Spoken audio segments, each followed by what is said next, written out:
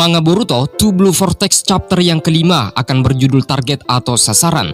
Pada panel awalnya, kita akan diperlihatkan flashback kisah masa lalu antara Boruto dan juga Sasuke saat berlatih. Dan selepas mengasah kemampuannya, maka Sasuke pun menyuruh Boruto untuk istirahat terlebih dahulu.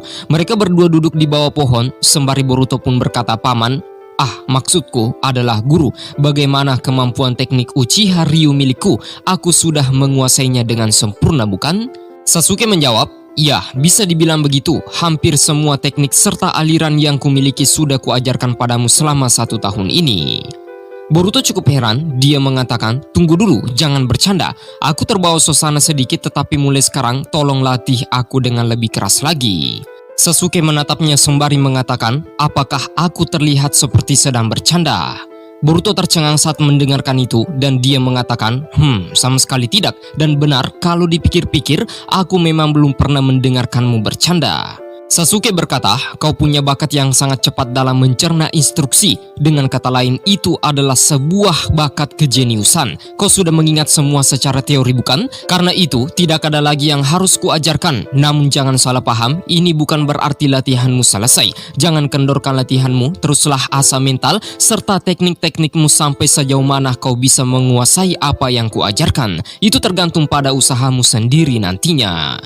Selepas mengatakan itu, mereka lantas bergerak lagi dan dalam perjalanan, Sasuke kembali berkata, "Kau mirip dengan Naruto, tatapanmu sama dengannya saat dia membawaku kembali di kondisi tersesat menuju jalan yang benar. Sekarang, aku sudah tidak peduli soal siapa kau sebenarnya, namun saat ini aku bisa mengerti alasan mengapa Sarada memintaku untuk menolongmu. Sesuatu sedang terjadi dan hal itu hanya bisa diatasi oleh kau dan Sarada. Instingku mengarah seperti itu, karena itulah aku melatihmu." Panel langsung berpindah ke lokasi pertarungan. Diperlihatkan pada saat ini mata kanan Kot telah tergores oleh serangan Sasuke dan dia berkata, "Uchiha sialan, berani-beraninya kau melukai mataku." Sasuke tampaknya cukup kewalahan untuk menghadapinya sembari menyuruh Boruto untuk cepat pergi dari tempat tersebut. Namun Boruto berteriak berkata, "Kau bicara apa? Mana mungkin aku meninggalkanmu sendirian?"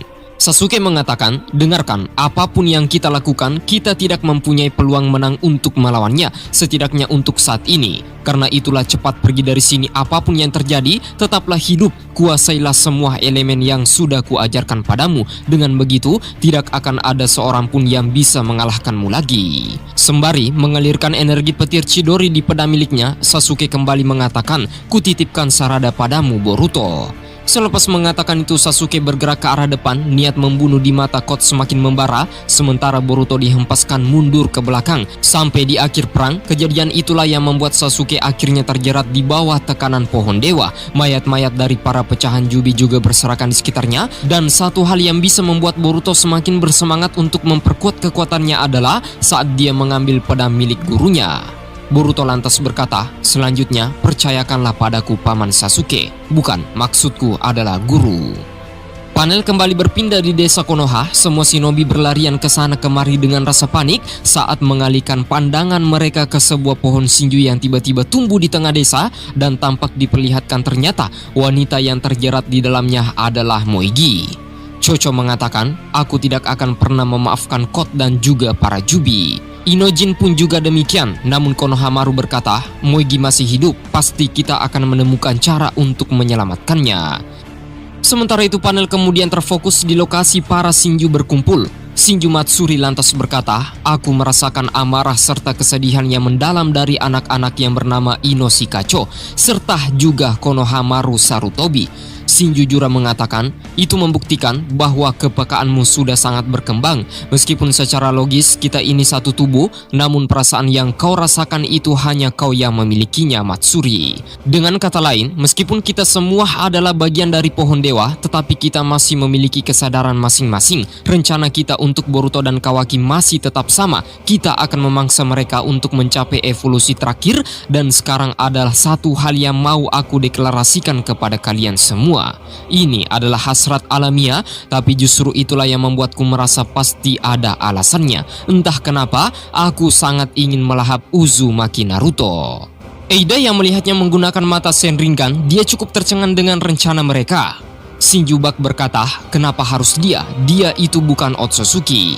Shinju Jura menjawab, benar, tapi saat ini kita sudah menjadi pohon dewa dan memulai evolusi yang berbeda dari sebelumnya. Tampaknya ada perubahan pada naluri yang menggerakkan kita. Pasrahkan diri pada naluri masing-masing dan dengarkan suara hati kalian. Dengan begitu, target pasti akan muncul dengan sendirinya. Di tempat lain, Daimon yang melihat kakaknya termenung, dia lantas bertanya, "Oi kakak, ada apa?" Shinju Matsuri kembali berkata, mengikuti naluri ya. Yang langsung terbayang adalah laki-laki itu. Rasanya aku ingin melahap Sarutobi Konohamaru. Shinju Jura berkata, pilihan yang bagus Matsuri. Aku bisa merasakan identitas dalam dirimu. Shinju Hidari tiba-tiba angkat bicara mengatakan bahwa Jura, hanya ada satu pertanyaan yang terngiang di kepalaku. Sebenarnya kita ini makhluk apa?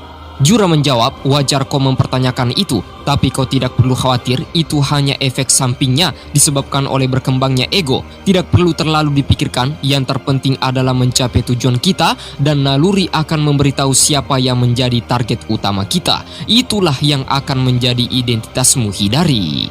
Eida yang melihat serta mendengarkan percakapan mereka bergumam dalam hati, mereka ini lahir dari cakra orang-orang yang dimakan Sumeaka sehingga menjadi pohon. Selepas mengatakan itu sungguh tiada yang menduga, ternyata salah satu Shinju yang bernama Shinju Bak menyadari hawa keberadaan kekuatan mata Eida dan langsung saja menghampirinya tepat di alam bawah sadarnya. Dia mengatakan, aku melihatnya Eida, sudah kuputuskan targetku adalah dirimu. Penglihatan sekilas itu membuat Eida berkeringat dingin, bahkan sampai termenung seakan-akan tidak percaya dengan apa yang baru saja dia rasakan. Shinju Jura berkata, Sharingan ya. Shinju Hidari mengatakan, targetku adalah Uchiha Sarada. Jura berkata, pilihan yang bagus. Scene kemudian berpindah di lokasi desa Konoha. Diperlihatkan pada saat ini dalam satu ruangan ada Amado dan juga Sumire yang sedang bekerja. Sumire menatapnya dengan ragu-ragu sehingga hal itu membuat Amado bertanya, ada apa? Sumire menjawab, Boruto kembali ke desa setelah kabur selama 3 tahun, tetapi entah kenapa Konoha masih tetap mengincar nyawanya. Amado menjawab, dia telah membunuh pemimpin desa, jadi itu wajar saja. Sembari dalam hati dia mengatakan, aku telah menambahkan data Akebi ke karma Kawaki yang telah kupulihkan. Yang perlu kulakukan hanyalah menyalurkan karma ke tubuh calon baru yang telah kupersiapkan. Seharusnya itu sudah cukup untuk menghidupkannya kembali. Dari jawaban yang dilontarkan oleh Amado membuat Sumire tidak puas sama sekali. Sepertinya kau terlalu santai. Bukankah kau yang akan repot kalau Boruto sampai dibunuh? Kau menunggu kepulangannya demi putrimu, bukan? Amado menjawab, aku meloloskan Boruto dari Kara dan bekerja sama dengan Kashin Koji untuk mengalahkan Isshiki. Setelah Isshiki mati, maka saat pemulihan karma Boruto yang lenyap, aku menyisipkan data putriku untuk mengembalikan jiwa manusianya seperti semula. Satu-satunya cara adalah reinkarnasi dengan karma, karena itulah aku membutuhkan Boruto. Kau ingin bilang begitu, bukan, Sumire? Sumire cukup kaget mendengarkannya, tetapi Amado melanjutkan bahwa namun ada satu hal yang membuatku bingung, siapa yang memodifikasi tubuh Kawaki sehingga dinobatkan sebagai putra Hokage? Dari perkataan itu membuat Sumire semakin terkejut. Dia lantas bertanya, bagaimana kau bisa tahu soal itu? Amado menjawab, karena ada hal yang ingin kulakukan, itulah tanda yang kutinggalkan untuk menunjukkan semua hasil kerjaku. Sama hanya dengan seorang seniman, ilmuwan juga punya kebiasaan meninggalkan tanda kepemilikan pada hasil karya mereka. Begitu juga dengan karma, dengan sekali lihat aku bisa tahu apakah itu karma yang akan kupulihkan atau bukan. Karena akhir-akhir ini data Akebi yang telah kusisipkan entah bagaimana mungkin caranya bisa ada pada Kawaki. Ada banyak hal yang berbeda dengan apa yang aku ingat. Tapi karena bukti fisik ada di depan mata, berarti jawabannya sudah jelas. Menurut dugaanku, sebagian isi ingatanku telah diubah, apalagi ingatan itu tidak lebih dari ilusi yang samar. Karena bukti fisik adalah segalanya, entah siapa yang melakukannya, tapi yang bisa kusimpulkan adalah aku lebih mementingkan karma untuk putriku dan saat ini orang yang memilikinya bukan Boruto, tapi Kawaki. Nah, dari semua pembicaraan mereka ternyata diawasi langsung oleh tim penegak hukum desa Konoha di sebuah ruangan lain.